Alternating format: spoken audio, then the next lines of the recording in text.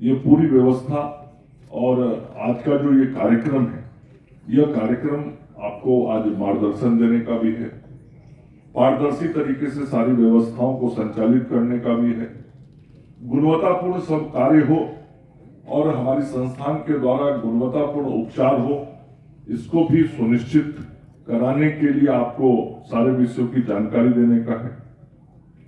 कई तकनीकी पक्ष हैं और बिना तकनीकी पक्ष की जानकारी लिए हुए और तकनीक के साथ काम किए हुए हम पारदर्शी तरीके से काम नहीं कर सकते। जिस फ्रॉडिज्म का डर बता रहे थे, तो ये फ्रॉड होने की संभावना रहती है, इसलिए बहुत सारा सिस्टम इसमें टेक्नोलॉजी बेस्ड है ताकि कोई फ्रॉड का स्कोप नहीं रहे, और यदि फिर भी कोई करता है तो वो सारा पेनल्टी और दंड का प्रावधान बताया गया है। लेकिन हम क्यों ऐसा कुछ करें जिसके कारण हमको सिस्टम में जाना पड़े या हमको कोई कार्रवाई करना पड़े। इसलिए मैं आज जो 67 हॉस्पिटल नए सूचीबद्ध हुए हैं जिनका विशेष तौर पे यहाँ उन्मुखीकरण का कार्यशाला चल रहा है, मैं आप लोगों से यही कहूंगा कि विषयों को पूरा समझ के आप कोई ऐसा अवसर ही ना दे स्वास्थ्य सुरक्षा समिति को जिसके कारण स्वास्थ्य सुरक्षा समिति को कोई कार्रवाई करना पड़े, और पूरी चीजों को समझ के बेहतर तरीके से इस आयुष्मान भारत योजना को हम सब लोग लाने का काम करें अपने अस्पताल में बेहतर तरीके से। और आदरणीय प्रधानमंत्री जी का जो ये सपना है, वास्तव में ये मानवता की सेवा है, और हम लोग क्या कहा जाता है कि नर सेवा ही नारायण सेवा, और मतलब मनुष्य की सेवा ही ईश्वर की सेवा है, मनुष्य की पूजा ही ईश्वर की पूजा है। और इसी सोच के साथ हमारे प्रधानमंत्री जी ने इस योजना की शुरुआत की, और मनोज जी अभी बता रहे थे हमारे सचिव महोदय कि प्रधानमंत्री जी की यही सोच थी कि हमारे देश का रहने वाला सामान्य व्यक्ति, गरीब आदमी, मध्यम वर्गीय परिवार का आदमी जिसकी आय सीमित है, वैसे सभी लोगों को इलाज बेहतर तरीके से हम अपने देश में दे सके। ऐसा ना हो कि हमारे देश का कोई व्यक्ति आर्थिक रूप से गरीब है लेकिन वो पैसे के अभाव में इलाज नहीं करा पा रहा और उसके कारण उसकी मृत्यु हो जाए। इसे बंद करने का संकल्प आदरणीय प्रधानमंत्री जी ने इस आयुष्मान योजना के माध्यम से लिया, और तभी तो पूरे देश के 55 करोड़ लोग और हमारे अपने राज्य के भी लगभग 5.5 करोड़ लोगों को पहली बार जब ये योजना लागू हुई 1,21,00,000 परिवारों को इसमें जोड़ा गया। और प्रधानमंत्री जी की संकल्पना यही थी कि बहुत सारे गंभीर बीमारी हैं जिसमें ज्यादा पैसा खर्च होता है, उन बीमारियों का इलाज सामान्य गरीब आदमी नहीं करा पाता।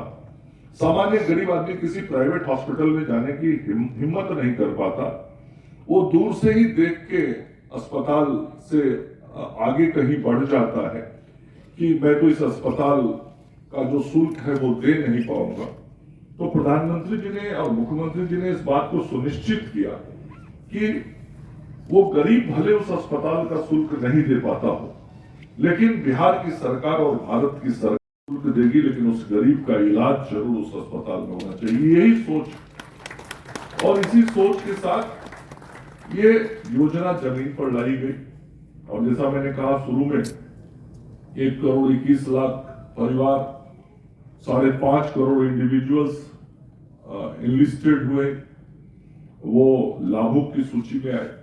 उसके बाद मैंने मुख्यमंत्री अपने श्री नीतीश कुमार जी से आग्रह किया कि मुख्यमंत्री जी, इस 1,21,00,000 परिवार के बाद भी राज्य में 58 लाख परिवार ऐसा बच जा रहा है जो राशन कार्डधारी है, गरीब है, लेकिन वो भारत सरकार की जो सूची है उससे वो बाहर है, उसको लाभ नहीं मिल पा रहा है। और उन गरीबों की भी सेवा हमको करनी चाहिए, उनको भी इस योजना का लाभ देना चाहिए। और आदरणीय मुख्यमंत्री जी को मैं धन्यवाद देना चाहता हूं कि उन्होंने उस प्रस्ताव की स्वीकृति दी, और अभी से लगभग मुझे लगता है कि 10-11 महीने पहले इस बात का निर्देश दिया और कैबिनेट से उसकी स्वीकृति हो गई कि पूरे बिहार में जितने भी राशन कार्डधारी वो सभी इस योजना के लाभार्थी होंगे और कुल 1,79,00,000 परिवार अब हो गए।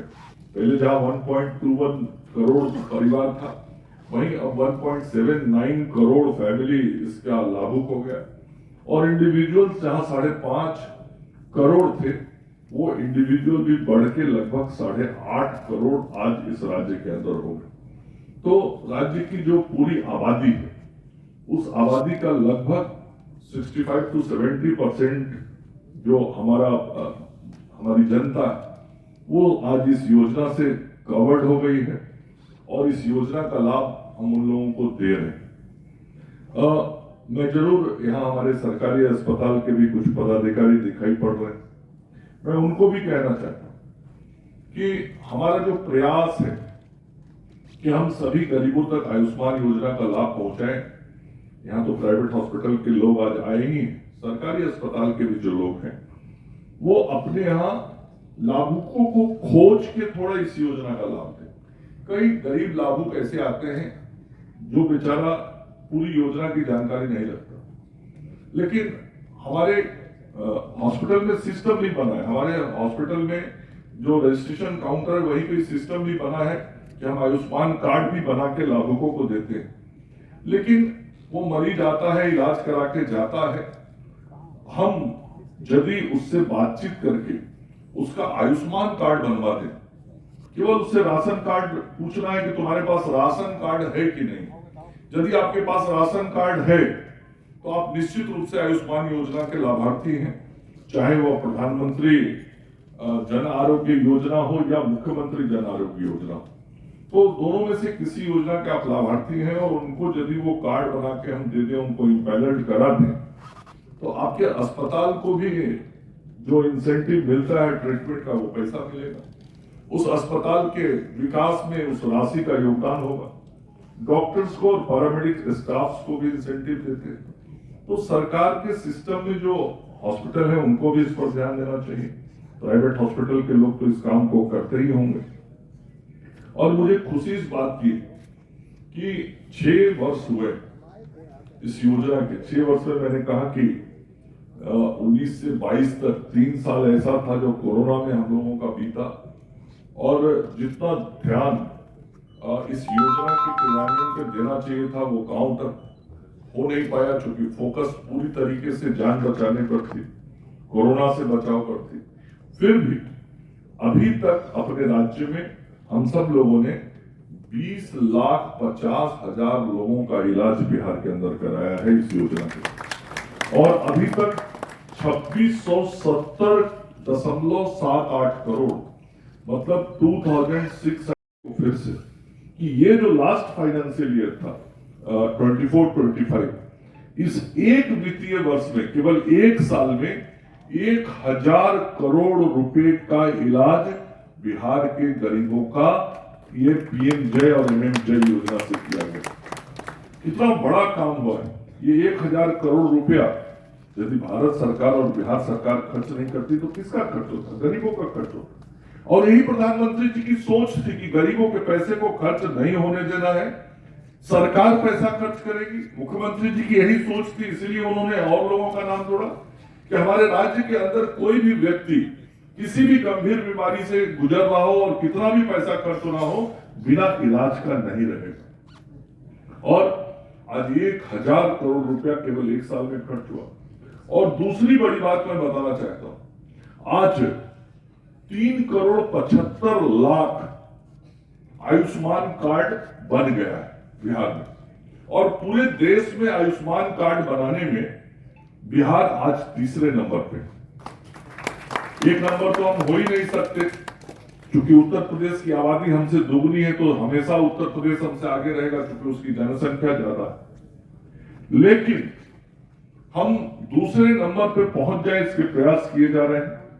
और अभी मुझे सीईओ ने, एसएसएस के सीईओ ने दिखाया, शशांक जी ने वो पत्र, चीफ सेक्रेटरी ने यह निर्देश दे दिया है कि अगले सप्ताह के 3 दिन एक विशेष अभियान पूरे राज्य में आयुष्मान कार्ड बनाने का चलाया जाएगा। क्या तिथि है? 26 से 28।